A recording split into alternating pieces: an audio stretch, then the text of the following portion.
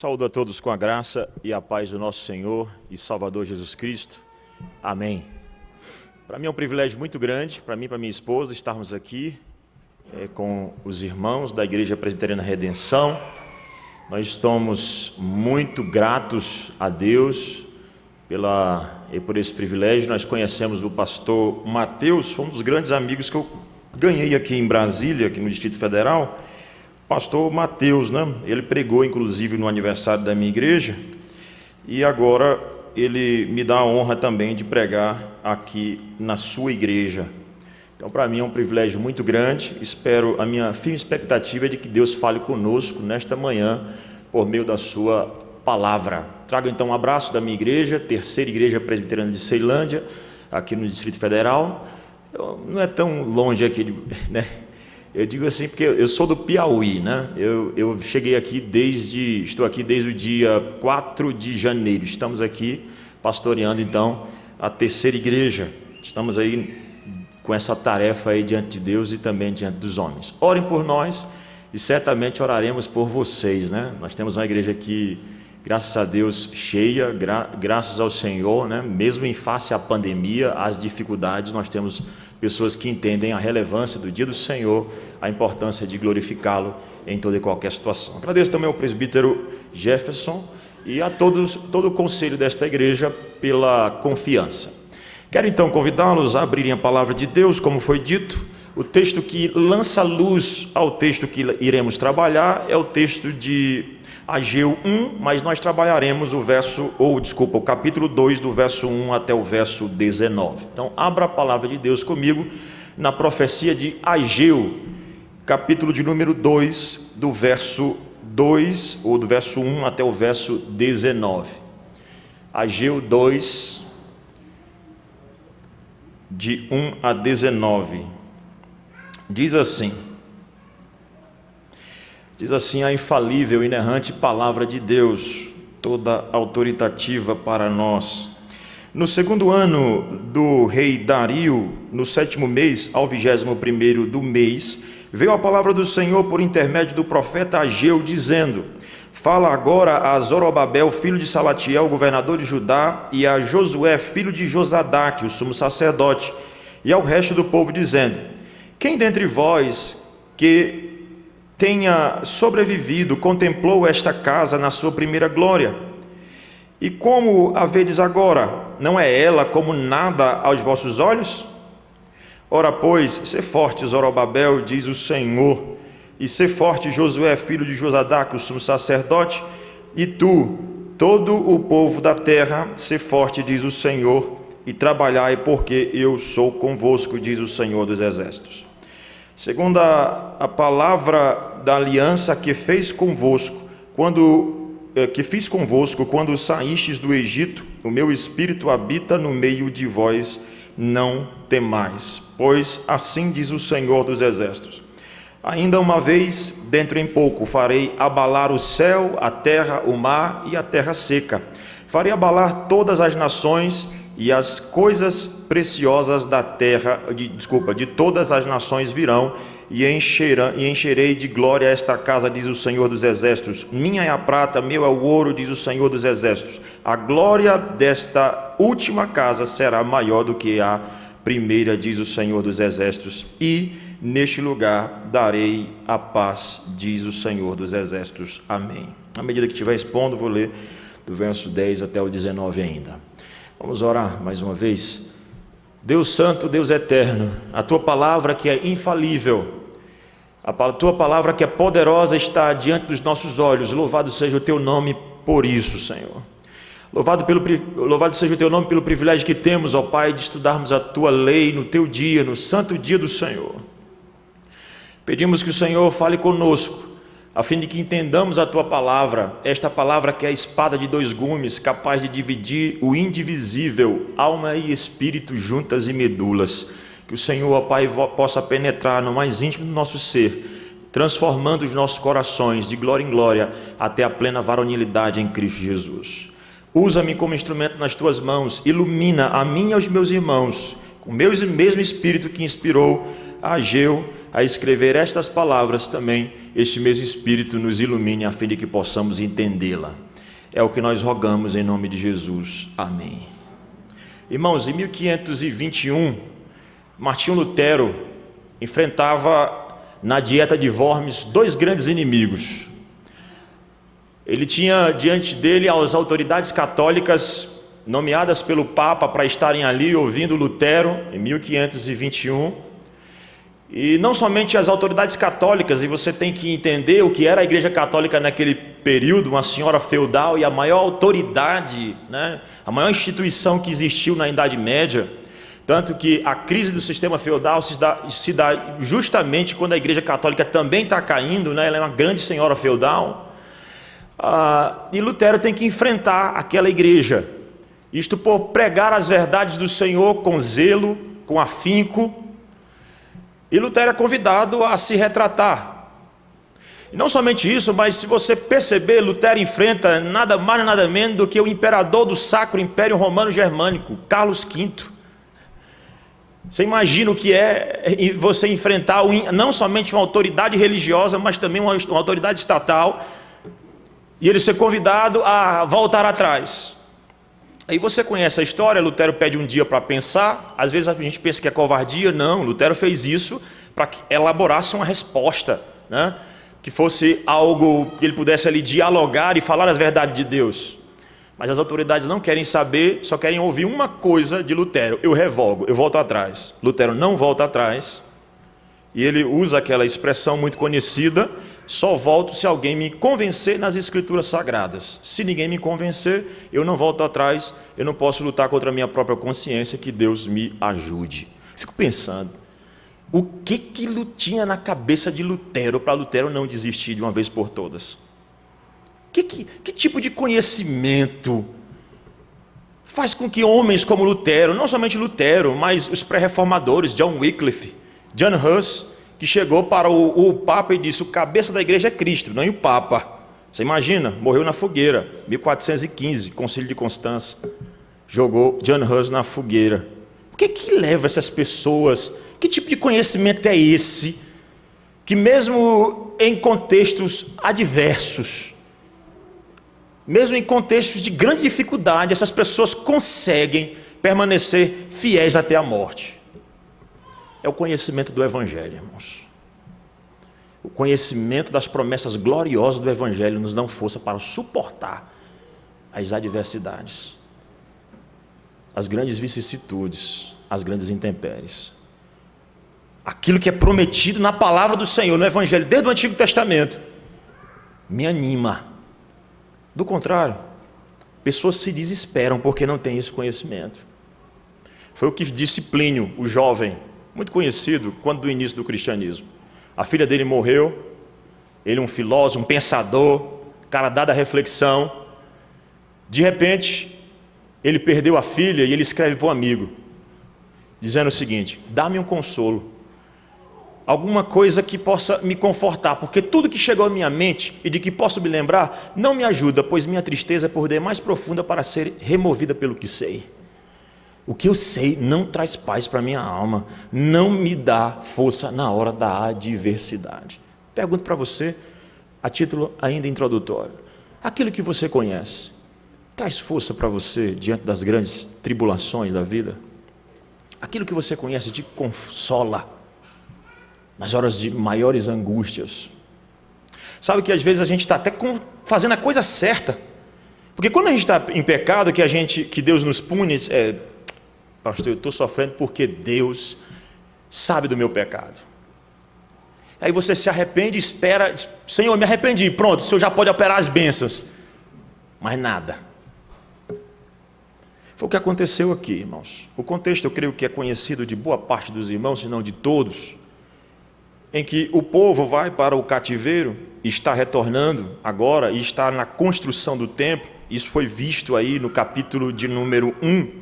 Quando o povo está na construção do templo, novamente, né? O contexto está ali em Neemias, em Esdras, você pode ler isso aí depois em casa, pode ler também essa introdução aqui de Ageu.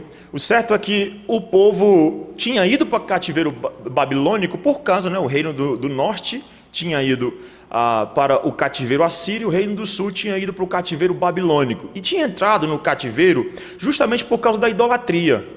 O povo pecou contra o Senhor, mas aí lá mesmo no cativeiro se arrependeram dos seus pecados e eles começam a reconstruir o templo. Aí vem então as adversidades, né? As oposições, Sambalate, Tobias, aquela história que você conhece lá, que é contado no contexto de Esdras e Neemias. Você conhece muito bem a história. Agora, eu te pergunto, nessa situação toda, o povo se arrependeu de uma vez por todas? Não, o povo voltou, começou a construir o templo. O capítulo 1 vai dizer que, de repente, o povo parou de construir e disse: não, nós não vamos mais construir porque nós não temos dinheiro. É o que está dito aí no capítulo 1. Aí então a profecia diz: rapaz, peraí, vocês dizem que não é tempo de construir, né? É o tempo de construir a casa do Senhor, mas vocês moram em casas chiques, né? Com painéis, casas lindas. Como é que não é tempo de construir a casa do Senhor e vocês estão construindo as próprias casas? Não é o texto que eu vou explicar ou que eu vou expor, mas só para você entender a situação. O povo então recebe já uma orientação de Deus, na verdade uma punição do Senhor, dizendo o seguinte: olha, por meio de palavras, a exortação de Deus dizendo o seguinte: olha, vocês estão em pecado, porque vocês dizem que não é tempo para construir a casa de Deus. Está aí, por favor, veja comigo no verso número 4 do capítulo 1. Acaso é tempo de habitardes vós em casas apaineladas, enquanto esta casa permanece em ruínas? O povo começou a construir e parou porque disse que acabou o recurso. Então eu disse: interessante, acabou o recurso de construir a minha, mas a de você não. Aí, irmãos, o que nós temos é a exortação da parte do Senhor, e Deus jogando realmente pesado aqui com eles, né? Que isso serve também de aplicação para nós. Mas veja comigo o versículo 1 do capítulo 6. Tendes semeado muito, né? E Deus transformou o que vocês têm em nada, né? É como se vocês colocassem num saco furado todo o recurso que vocês têm, porque Deus amaldiçoa tudo que vocês têm ganhado, ou têm ganho. É um sactel furado. Vocês botam e somem, porque vocês não investem corretamente. Aí isso, veja comigo o verso 12. Então Zorobabel, filho de Salatiel, e Josué, filho de Josadaque, o sumo sacerdote, e todo o resto do povo atenderam à voz do Senhor, seu Deus, e às palavras do profeta Ageu, as quais o Senhor, seu Deus, o tinha mandado dizer. E o povo temeu diante do Senhor. Então, o que nós temos aqui? O povo se arrepende mais uma vez. O que é que eles esperam? Senhor, pode derramar mais bênçãos. Pode derramar mais bênçãos, porque agora eu já me arrependi, eu já voltei, e o povo todinho voltou. Mas o que acontece, irmãos, é que há uma decepção do povo no que toca esse aspecto em que eles esperavam bênção, e Deus continuou pesando a mão. E aí Deus utiliza o contexto que Ele quiser, as pessoas que Ele quiser. O diabo, ele é um instrumento nas mãos de Deus, muitas vezes para tentar alguém, né? E no sentido de provar, né, que foi o que aconteceu com Jó. É muito claro isso aí. Mas também utiliza reinos, governos, situações adversas, justamente para trabalhar esse povo. E o que Deus faz aqui, irmãos, é mostrar que eles precisam crer nas promessas gloriosas do Evangelho. Eles não estavam prontos, então Deus espera mais um pouquinho e lhe ensina aqui algumas lições que eu queria ver com vocês à luz desse tema. Que as promessas gloriosas do Evangelho nos dão força para suportar as adversidades. Veja comigo, por favor, então, a partir do verso de número 1 do capítulo 2. Perceba que há uma progressão, o tempo vai passando. Olha, capítulo 1, versículo 1 diz que no segundo ano do rei Dario, no sexto mês, no primeiro dia do mês, nós estamos no primeiro dia do mês, o tempo vai passando. Veja comigo, por favor, o verso 1 do capítulo 2. No versículo 15 do capítulo 1, diz: ao 24º dia do sexto mês, aí vai para o versículo 1 do capítulo 2. No segundo ano do rei Dario, no sétimo mês, ao 21º do mês, veio a palavra do Senhor por intermédio do profeta Ageu. Deus vai ensinar para esse povo que eles precisam crer nas promessas do Evangelho, para poder ser confortado, consolado, na medida que o tempo vai passando. E eles: cadê a bênção? O tempo passa, já me arrependi e nada. Eles: calma, Deus está ensinando uma lição para nós. Veja comigo então o verso 2. Fala agora a Zorobabel, filho de Salatiel, governador de Judá, e a Josué, filho de Josadaque, o sumo sacerdote, e ao resto do povo, dizendo. Ele fala então a toda a nação, né? E ele diz aqui, verso 3: quem dentre vós, e aqui está o meu primeiro ponto, o contexto de adversidade. Veja comigo, quem dentre vós que tenha sobrevivido contemplou esta casa na sua primeira glória? E como a vedes agora? Não é como nada aos vossos olhos? A tristeza maior do povo, a maior decepção deles é porque o primeiro templo, o templo de Salomão, era algo suntuoso, era uma construção belíssima, enorme. Basta você ler Eclesiastes, lá capítulo 2, o próprio Salomão vai dizer que empreendeu grandes construções. Casa dele particular, mas o próprio templo do Senhor. Um templo bonito, belíssimo, bem estruturado. E o povo então deixou de construir esse templo, mas se arrependeu e esperava, talvez agora até tenha parado porque desanimou, viu que não ia ficar tão grande quanto o primeiro. E aí então agora eles estão mais desanimados ainda porque eles já se arrependeram de ter parado a obra e dizer: Senhor, nós já nos arrependemos, agora Senhor, por favor, nos concede a bênção. E Deus agora, por meio do profeta, está dizendo: não, você percebeu que o primeiro era bem maior do que esse aqui? Você percebeu?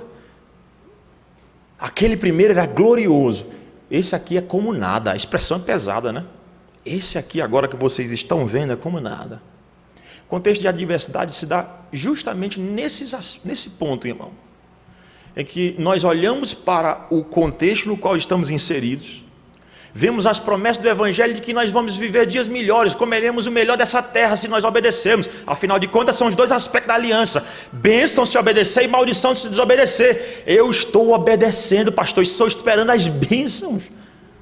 Eu quero um negócio bem melhor e de repente vem isso aqui, uma pandemia. Eu fiz orações, eu pedi a Deus que 2020 fosse abençoado, glorioso, e de repente vem uma pancada dessa. Eu não entendo.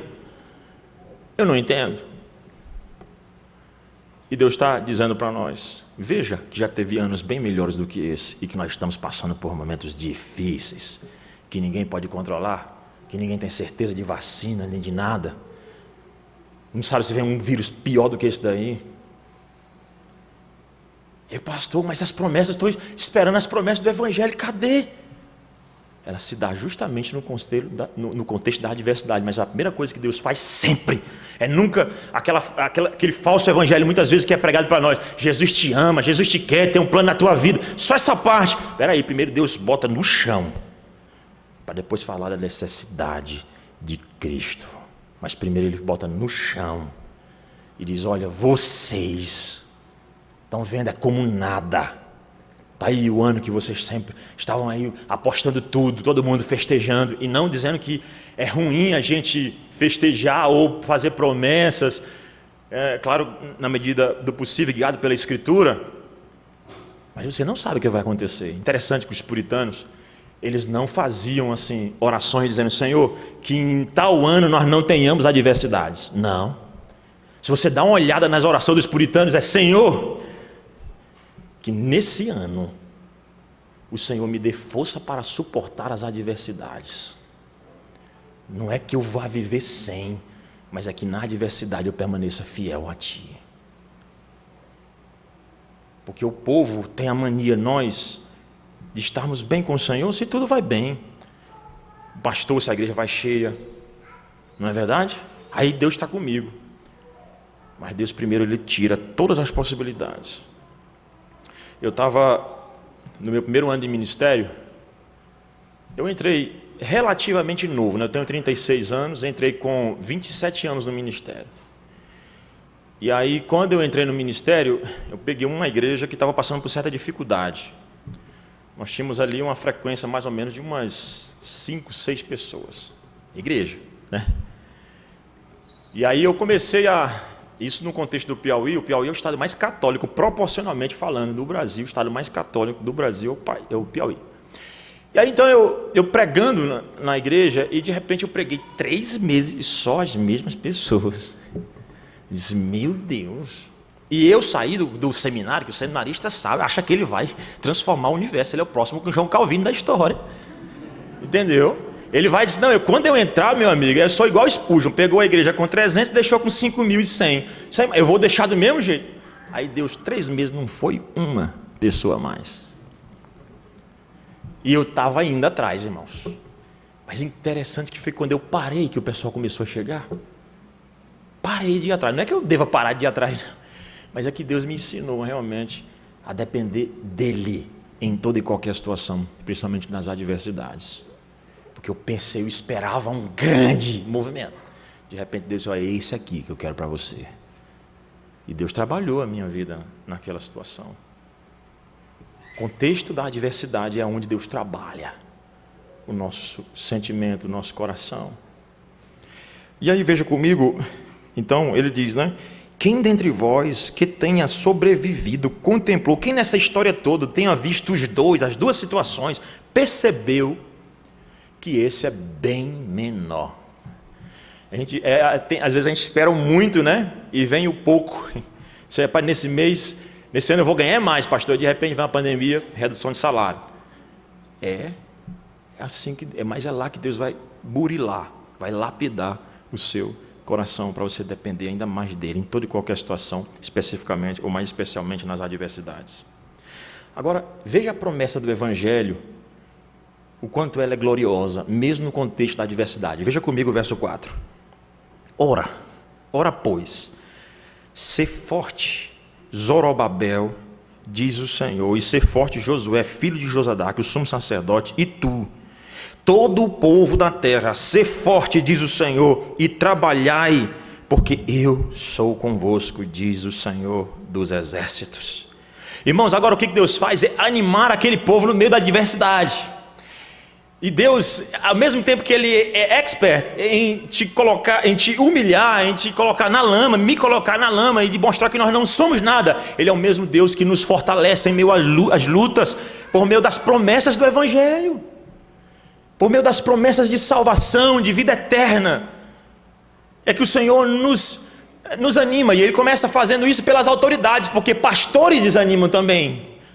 Pastores também entram em depressão muitas vezes. É por isso que essa palavra, primeiramente, ela é aplicada a mim e aos líderes e a todo o povo posteriormente. Olha o que ele diz: ora pois, sê forte Zorobabel, diz o Senhor, sê forte Josué, filho de Josadaque, autoridades estatais, religiosas, preste atenção, sê forte. E aqui Deus já fez isso com Josué lá anteriormente, né? Ser forte e corajoso, não temas nem te espante, porque o Senhor teu Deus é contigo por onde quer que andares.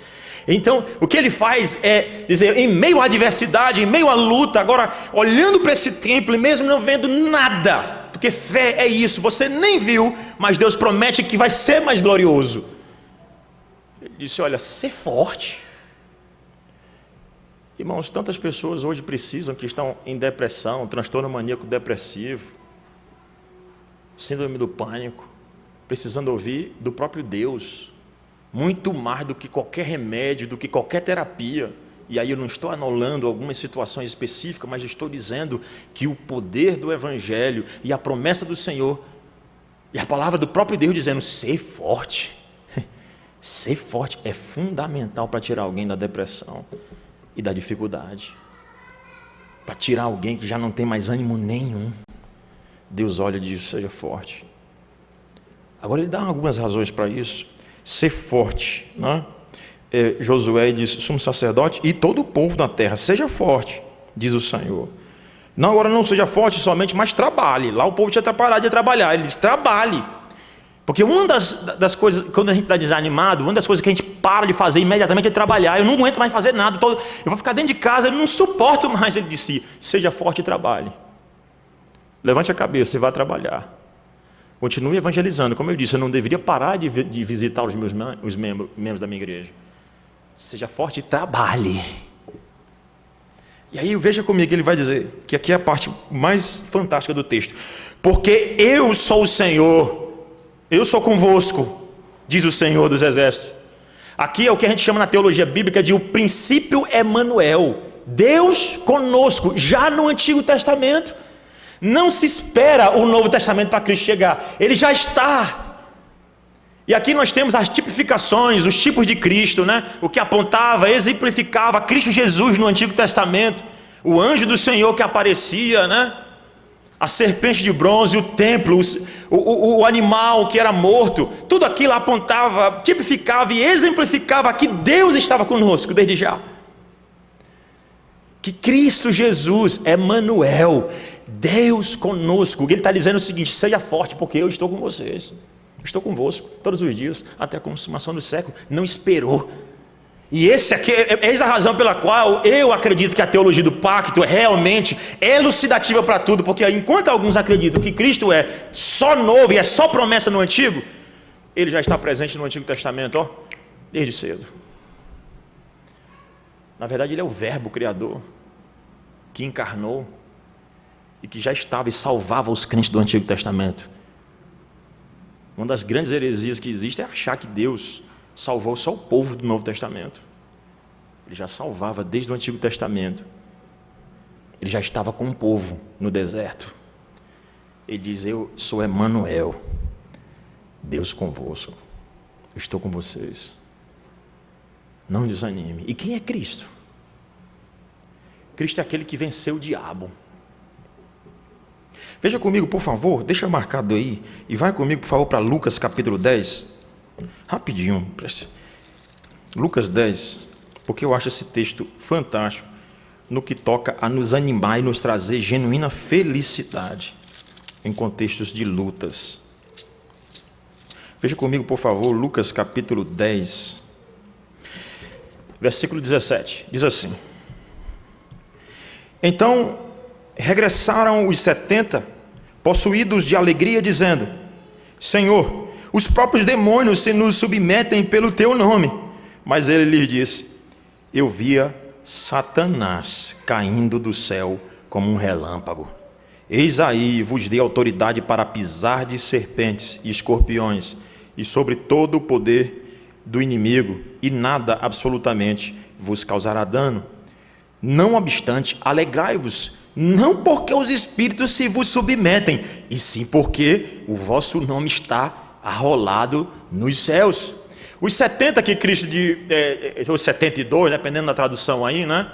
Você tem a tradução, pelo menos a nossa aqui, dá 70, mas eu creio que a ESV, por exemplo, ela já dá 72. Mas não importa a quantidade específica aqui, né? O certo é que Cristo Jesus dividiu de 2 em 2, e aquele povo que Cristo dividiu de 2 em 2, agora retornam. E eles retornam todos felizes: Senhor, em teu nome, Senhor, a gente falava e os espíritos iam embora mesmo. Ele diz: vocês estão achando isso aí muito? Eu via o diabo caindo do céu. E aqui é o que a gente chama, esse tempo aqui do grego que aparece, a gente chama na teologia de o passado profético. Era o momento que Cristo lançaria o diabo do céu para a terra, onde ele seria humilhado, né? Porque é exatamente quando Cristo sobe que ele desce. Ele ainda tinha acesso, né? Como você pode ver, por exemplo, lá em Apocalipse capítulo 12, 13, é quando Cristo sobe que o diabo desce, porque Cristo é que vence ele. Ele diz: eu via o diabo. Você está achando muito ter expulso o demônio? Eu derrotei o diabo. Quem está dizendo que está conosco? É esse Cristo aqui. Vocês estão felizes por isso? Fique feliz porque vocês são eleitos. Fiquem felizes pela eleição, porque eu morri para que vocês tivessem vida. É isso aqui que me dá força na adversidade. Essa promessa gloriosa do Evangelho de Cristo Jesus, e desde sempre, é que consola a minha alma, é que deu força a Lutero. Porque Lutero sabia que se ele morresse ali na dieta de Worms, ele daria de cara com o autor da existência, com Cristo Jesus. Foi isso aqui que fez com que Policarpo de Esmirna entregasse a sua vida no segundo século.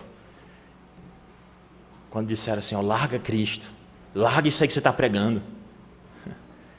Ele disse: o fogo que vocês estão para acender, acende e logo se apaga. Mas o fogo do inferno que vai queimar aqueles que negarem a Cristo arderá por toda a eternidade. Pode matar. Ele morreu, mas está com Cristo. Agora continua comigo, por favor. O verso de número 5, agora Ageu 5. Ele vai dizer, segundo a palavra da aliança. Desculpa, o finalzinho aí, ele vai dizer, olha, porque eu sou convosco, diz o Senhor dos Exércitos, né? Segundo a palavra da aliança. Veja que aqui está a doutrina mais cara para nós, presbiterianos. Que às vezes a gente pensa, predestinação. Não, a doutrina mais cara para nós é essa doutrina aqui, a doutrina do pacto, da aliança. E é a razão pela qual Deus não vai lançar todos nós no inferno, é porque Ele fez um pacto, que a gente conhece como pacto da graça, cujo mediador é o seu Filho. E Ele vai dizer então, ó, segundo a palavra, eu estarei convosco, porque eu fiz uma aliança, que fiz quando saíste do Egito, o meu Espírito habita no meio de vós, não tem mais. Ora, se eu tenho a presença do Filho no Antigo Testamento, a do Espírito Santo também.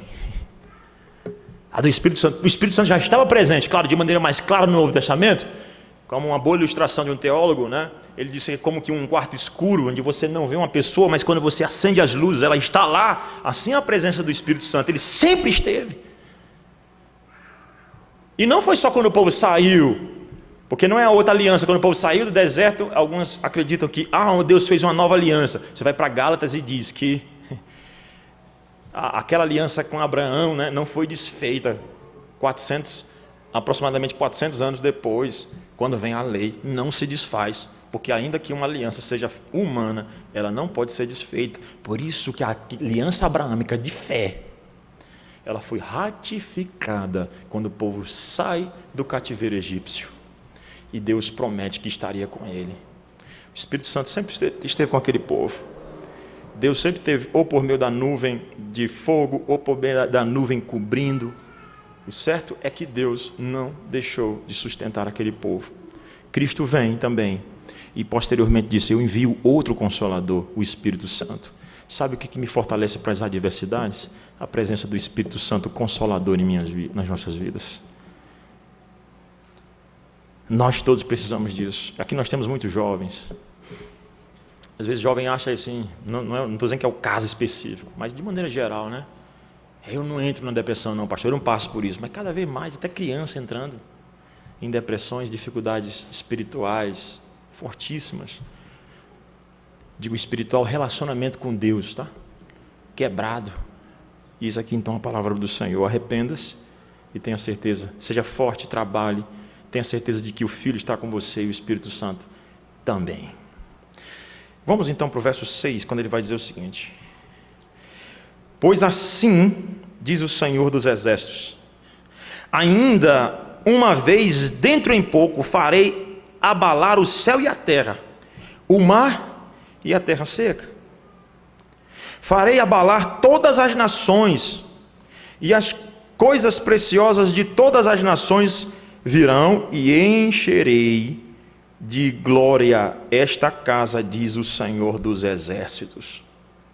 Aqui, quando nós olhamos para isso, a gente precisa ter em mente aqui duas coisas, porque Deus promete, né, que a glória do último será, isso aí está no verso 9 que eu vou ler já, tá?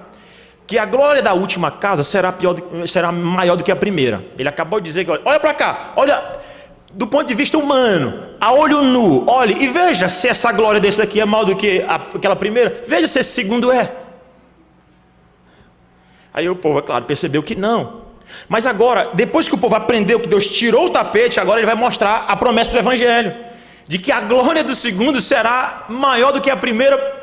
E aqui nós precisamos ter dois princípios de interpretações, ou um princípio, na verdade, de interpretações com duas verdades, que permeiam o Antigo Testamento.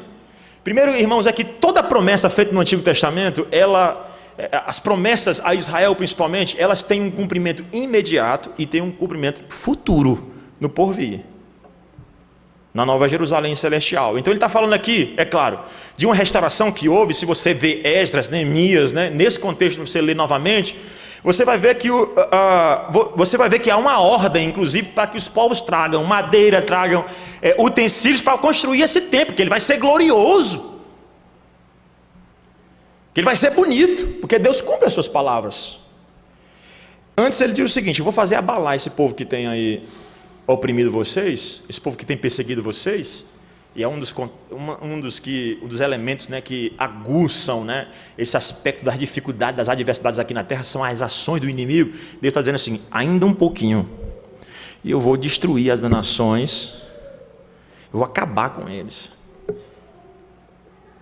Ele diz aí, está muito claro, né? Farei abalar todas as nações, verso 7. E as coisas preciosas de todas elas vou trazer para fazer a minha casa. Vou fazer a minha casa. É por essa razão aqui que você tem, às vezes, algumas, e aí eu não quero entrar no mérito dessa discussão, é que você tem muito teólogo reformado pós-milenista, né? Porque ele acredita realmente que isso aqui vai acontecer realmente aqui na terra, onde o evangelho vai crescer bastante, né? E Cristo vem, é claro, depois do diabo ser solto, mas ele vem para uma situação bem melhor do que, por exemplo, o amilenista acredita, né? Mas a despeito da sua cosmovisão, da sua corrente escatológica, o que deve ficar claro aqui na sua mente, irmão, é que a glória daquela casa foi cumprida ali. Aquilo se cumpriu imediatamente. Basta você ler lá atrás os textos correspondentes. Agora, tem uma aplicação também futura. Via, né? As próprias autoridades estatais fizeram vir madeira, né? Ver utensílios de ouro, de prata, de outros lugares para a construção desse segundo templo. Ele ficou bonito também, ele vai ser glorioso. Agora, aquela glória que Deus queria que aquele povo entendesse, é que ela apenas tipificava a glória que está por vir, que é consumada em Cristo, e que um dia nós vamos experimentar totalmente na glória com Ele. Porque às vezes, irmãos, nós olhamos apenas para a glória física. Mas o que ele diz aí no verso 9, veja comigo: a glória desta última casa será maior do que a da primeira, diz o Senhor dos Exércitos, e neste lugar darei paz, diz o Senhor dos Exércitos. Ainda, irmãos, que isso aqui possa ser dado momentaneamente, por um período. A glória e o consolo, a paz que nós mais ansiamos de uma vez por todas, ela está no mundo, na glória eternal, na Nova Jerusalém. Nós não podemos olhar para este mundo e querer concretizar aqui todos os nossos apetites de glória, porque não. A sua satisfação já nesse mundo tem que ser o Evangelho de Cristo, tem que ser o Senhor Jesus Cristo, e Ele é todo glorioso, Ele é o templo de Deus, Ele é a habitação de Deus, muito mais glorioso do que a da primeira. Ele disse: eu vou destruir esse templo, e em 3 dias eu vou reedificar. Referia-se ele à sua morte e à sua ressurreição. Ele é o templo glorioso de Deus. Ele é a primícia dos que dormem. Ele é o meu consolo em meio ao Covid-19, em meio ao câncer, em meio às adversidades, as mais diversas da vida. Quem me consola é Cristo Jesus. E quem consolou esse povo aqui foi o evangelho dele, prometido já no Antigo Testamento, que a glória desse templo, segundo, esse vai ser destruído, mas esse aqui será superior. E o que aconteceu com o corpo de Cristo vai acontecer com o meu corpo e com o seu também. Nós teremos um corpo de glória. Veja comigo, por favor, na carta do consolo. Você sabe qual é a carta do consolo, né? É a carta de Paulo, a segunda epístola de Paulo aos Coríntios. Por favor, abra comigo na carta do consolo, né? Veja comigo, por favor. Segunda carta de Paulo aos Coríntios, capítulo 5, diz assim, olha como é que ele começa dizendo: sabemos, eu perguntei para você, o que você conhece traz paz, traz consolo. O que Paulo conhece traz consolo para ele. Porque é aqui que Paulo abre o coração, né? Aqui que ele diz: eu passei por adversidade, me passei por dificuldade. É aqui que ele diz que eu tive um espinho na carne, e Deus disse: a minha graça te basta, porque o poder se aperfeiçoa na fraqueza. Foi nessa carta que Paulo disse isso. E aqui, olha o que Paulo diz: sabemos, olha como ele começa dizendo: sabemos que se a nossa casa terrestre, olha a construção, Paulo ele utiliza aqui essa palavrinha grega aí para casa, né? Ele é a palavra tenda, e Paulo é um construtor de tenda. Ele sabe que tenda é uma casa temporária. O judeu está peregrinando, vivendo em tenda, mas ele um dia anseia pela mansão celestial. Ele anseia chegar na sua casa. Aí Paulo diz, sabemos que, e aqui Paulo utiliza a casa, né, para ilustrar corpo. Corpo aqui, ó, corpo físico, né? Num contexto em que aquela heresia de caráter filosófico religioso, né, o gnosticismo, dizia que o corpo, né, não tem valor, a sua influência platônica, né, o corpo não tem valor. Paulo diz, olha, sabemos que se a nossa casa terrestre, que é o corpo, desse tabernáculo se desfizer, nós temos da parte de Deus um edifício, casa não feita por mãos, eterna nos céus. É isso aqui que traz consolo, trouxe consolo para Paulo. Se eu morrer, eu vou receber um corpo de glória, porque a glória desta casa, por causa de Cristo, que é a primícia dos que dormem, será superior à da primeira. É isso aqui que traz consolo para nós, irmão. Veja comigo o verso 2. E por isso, nesse tabernáculo, gememos, aspirando, por sermos o quê? Por sermos revestidos, porque Paulo não queria, ele está dizendo assim, eu não quero me livrar do corpo, porque para Paulo ficar sem corpo é ficar nu, né? Ele diz assim, olha, e por isso nesse tabernáculo gememos, aspirando por sermos revestidos da nossa habitação celestial. Eu queria que Jesus chegasse hoje para que eu não ficasse sem o corpo, mas que eu fosse o quê? Revestido, eu recebesse um corpo de glória sobre esse, porque se isso acontecer, Jesus Cristo chegar hoje, você vai ser revestido de glória, por causa daquilo.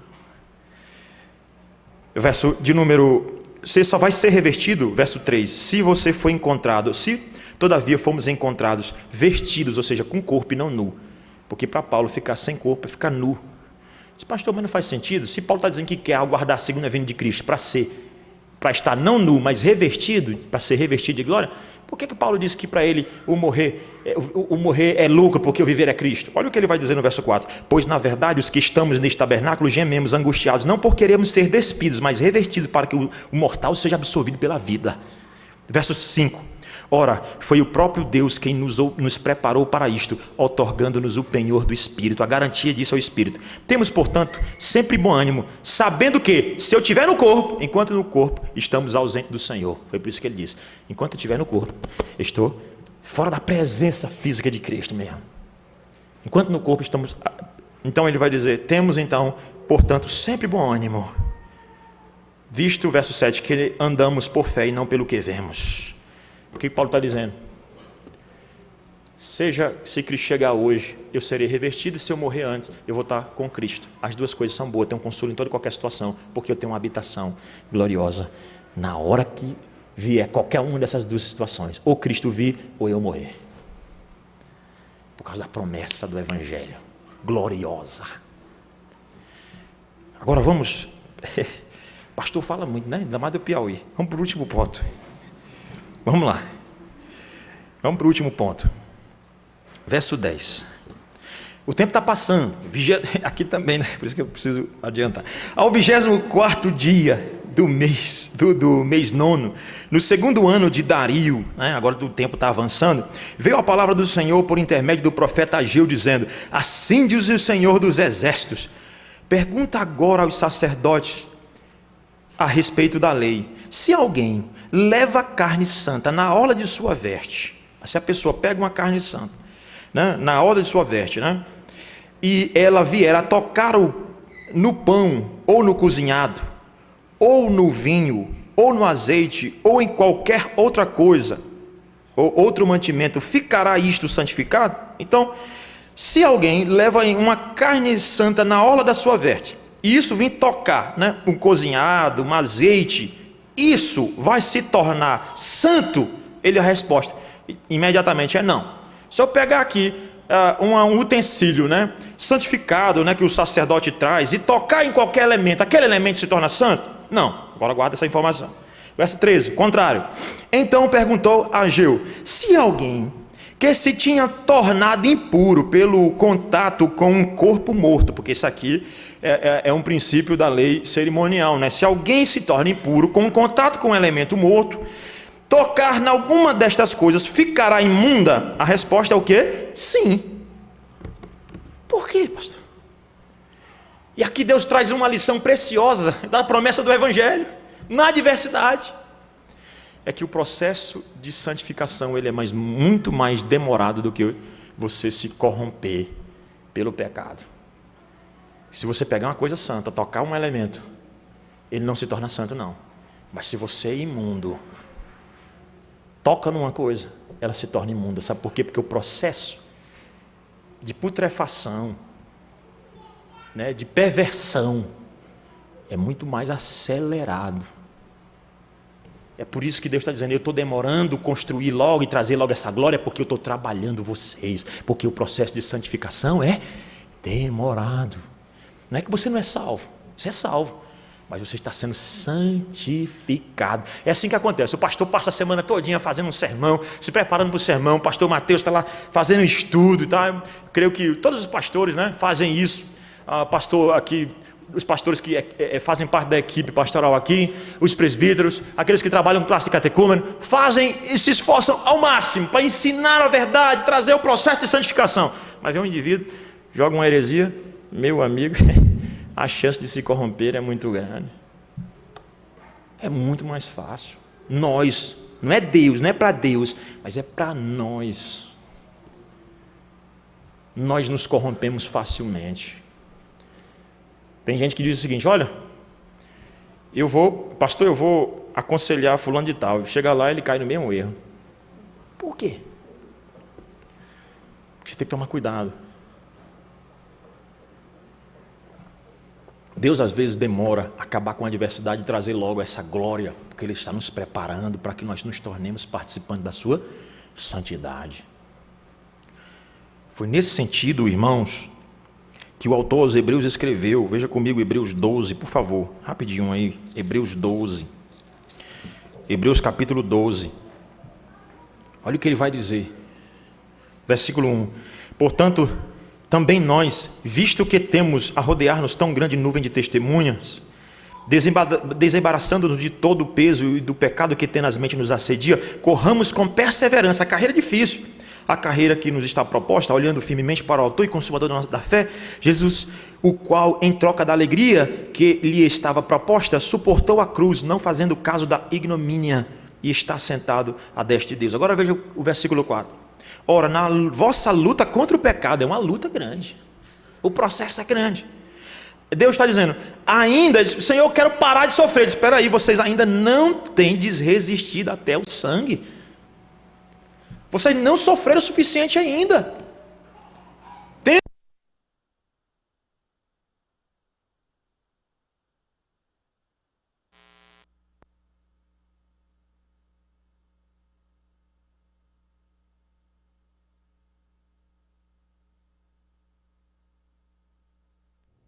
Então ele está dizendo aqui que no verso de número 4, ele diz, olha, vocês ainda não sofreram até o sangue.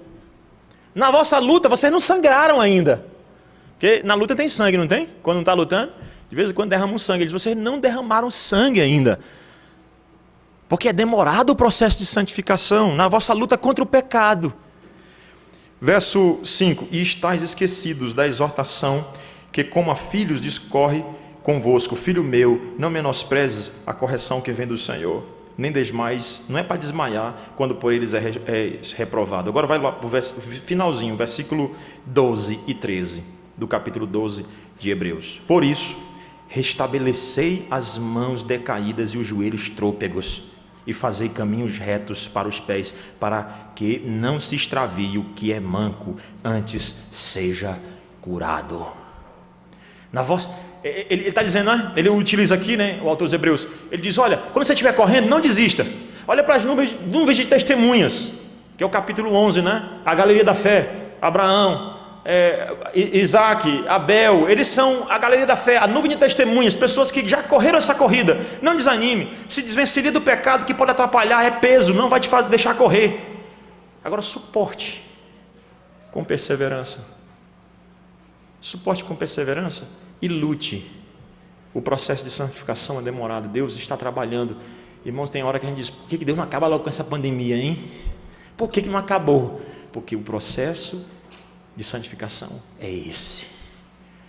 Se você está cansado, restabelecei as mãos, os joelhos trôpegos, posição de corredor de novo. Deus está do seu lado nas adversidades. Tem dúvida de testemunhas na história? Tem. Abraão, Isaac, Jacó, mas olhando firmemente para o autor e consumador da nossa fé. Cristo. Vamos finalizar aí, verso 15, diz assim, ó. Agora, pois, considerai tudo o que está acontecendo. Desde aquele dia, ele está dizendo, olha, considera, desde aquele dia que eu falei primeiro, que o tempo está passando, considerai, pois, o que vem acontecendo desde o primeiro dia. Antes de pordes pedra sobre pedra no templo do Senhor, vamos aqui começar do zero. Antes daquele tempo, alguém vinha a um monte pensando, eu vou ganhar a bênção. Vinha, então, pensando que ia encontrar 20 medidas, e havia somente 10. Vinha ao lagar para tirar 50, e havia somente 20. Você pensa assim, pastor, nesse ano eu vou ganhar a bênção, mas aí eu vou ganhar mais, eu vou ter isso, eu vou ter saúde, de repente vem a Covid. De repente vem um câncer, vem uma dificuldade de ordem física, vem uma dificuldade de ordem financeira, vem uma dificuldade de ordem espiritual. Ele disse, considere, você pensava que ia ganhar, mas não ganhou. Agora o verso 7, eu vos feri com queimaduras e com ferrugem. Eu fiz isso porque eu estava burilando, trabalhando vocês. E com a saraiva em toda a obra das vossas mãos. E não houve entre vós quem voltasse para mim, diz o Senhor. Não teve ninguém. Considerai, faça o cálculo. Eu vos rogo, desde este dia em diante, desde o 24º, agora nota aí o dia, desde o 24º dia do mês 9º, desde o dia em que se fundou o templo do Senhor, considerai nestas coisas, já não há semente no celeiro. Agora veja que maravilha do Evangelho. Além disso, a videira e a figueira, a romeira e a oliveira não têm dado seus frutos, mas desde este dia, agora eu vou começar a abençoar vocês. Calcula tudo que aconteceu, mas agora eu vou começar a abençoar. E eu não vejo a hora, irmãos, para a chegada do grande dia do Senhor. Para como nos é dito em Apocalipse, quando a nova Jerusalém descer dos céus. E Deus disse, chega de sofrimento. Eu agora vou enxugar toda a lágrima do seu olhar. Você sofreu no cativeiro. Você sofreu com a pandemia. Mas agora eu, a partir de hoje, quero te abençoar. Nós já somos muito abençoados por termos as promessas do Evangelho, irmãos.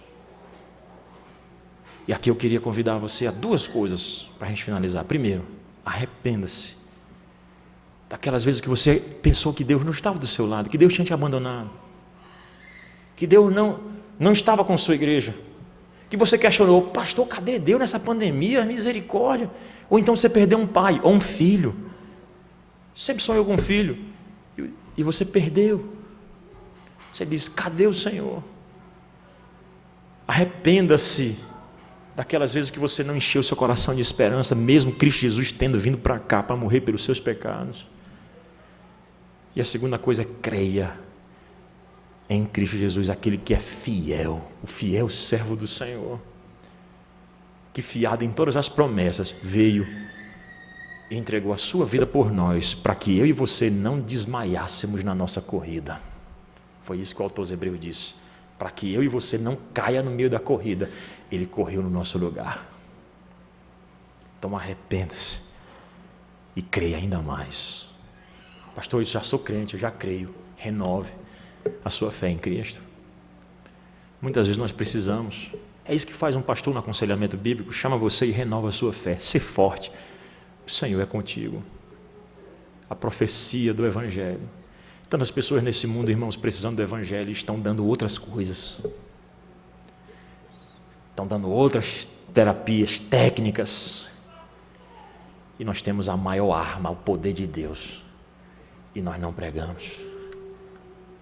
que nós preguemos o evangelho genuíno de Cristo, sem negociar, até que Ele venha. Amém. Que Deus nos abençoe, irmãos, com essa palavra.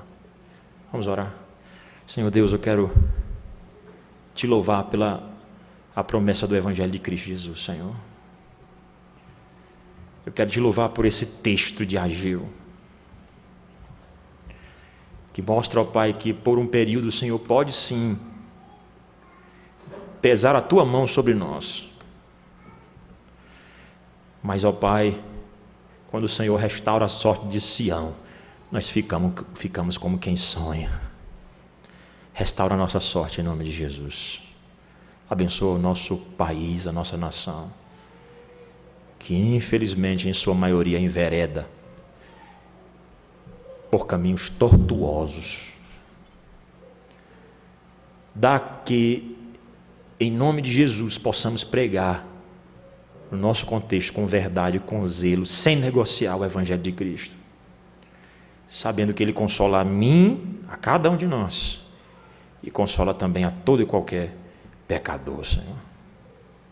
Fortalece a Tua igreja na esperança daquele dia que o Senhor enxugará toda lágrima do nosso olhar.